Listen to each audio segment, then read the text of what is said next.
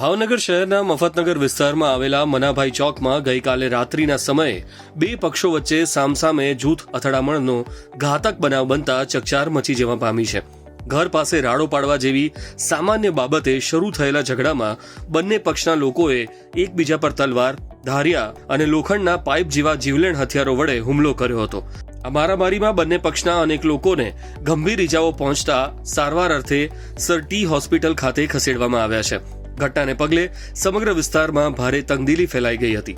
Ghogha road police મથકેથી મળતી માહિતી મુજબ તારીખ 29 જૂનના રોજ રાત્રિના 11:30 વાગ્યાના અરસામાં મફતનગર ખાતે રહેતા ગોપાલ ઉર્ફે ઢેચુ કિશોરભાઈ વાઘેલા, તેનો ભાઈ તથા મિત્રો ચોકમાં ઉભા હતા.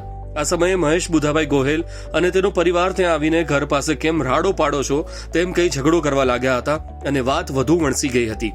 ગોપાલ વાઘેલાએ પોતાની ફરિયાદમાં આક્ષેપ કર્યો છે કે મહેશ ગોહિલ અને તેના સાથીદારો તલવાર, લોખંડનો ફરસો, ઈંટો અને પથ્થરો જેવા ઘાતક હથિયારો સાથે ધસી આવ્યા હતા.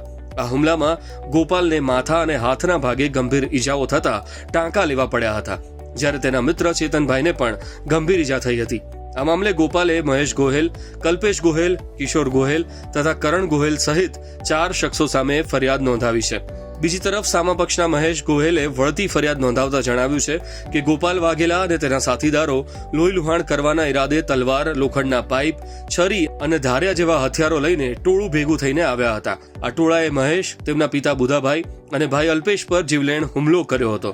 આ હુમલામાં મહેશને ડોકના ભાગે ધારિયાનો ઊંડો ઘા વાગતા ગંભીર ઈજા પહોંચી હતી, જેના કારણે હોસ્પિટલમાં તેનું તાત્કાલિક ઓપરેશન કરવું પડ્યું હતું. આ ઉપરાંત પરિવારના અન્ય સભ્યોને પણ નાની મોટી ઈજાઓ થઈ હતી. મહેશ ગોહેલે આ મામલે ગોપાલ ઉર્ફે ઢેચુ વાઘેલા, રોહિત ઉર્ફે ડાબેરી વાઘેલા, કાળો વાઘેલા, જગદીશ ઉર્ફે જગી મકવાણા, ચેતન મકવાણા, રવિ ઉર્ફે કાળો ડાભી, સુનિલ ડાભી, નિલેશ ઉર્ફે ભાજી પરમાર તથા કાળા પરમાર સહિત 9 શખ્સો વિરુદ્ધ ફરિયાદ નોંધાવી છે.